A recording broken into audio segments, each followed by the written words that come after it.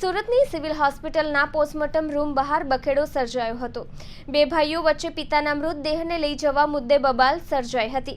અલગ અલગ રહેતા બંને ભાઈઓ પિતાના મૃતદેહને લઈ જવા ઈચ્છતા હતા, જેથી જાહેરમાં બંને ભાઈઓ સહિતના લોકો વચ્ચે મારામારી સર્જાઈ હતી।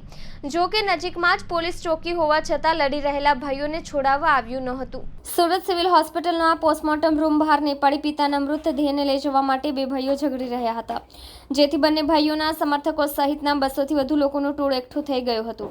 પોસ્ટમોર્ટમ રૂમથી 50 મીટરના અંતરમાં જ પોલીસ ચોકી આવેલી છે, તેમ છતાં પોલીસને કોઈ પણ કર્મચારી ઝઘડી રહેલા લોકોને શાંત કરવા માટે આવ્યા ન હતા। ઘણા સમય સુધી બબાલ અને મારામારી ચાલ્યા બાદ સમાજના આગેવાનોએ મામલો થાળે પાડ્યો હતો। અલગ અલગ રહેતા બે ભાઈઓ પિતાનો મૃતદેહ પોતાના ઘરે લઈ જવા માટે બાખડ્યા હતા। લાંબા સમય મારામારી ચાલી રહી હતી। આ તમાશાને જોઈને સ્થાનિકો પણ ડરી ગયા હતા।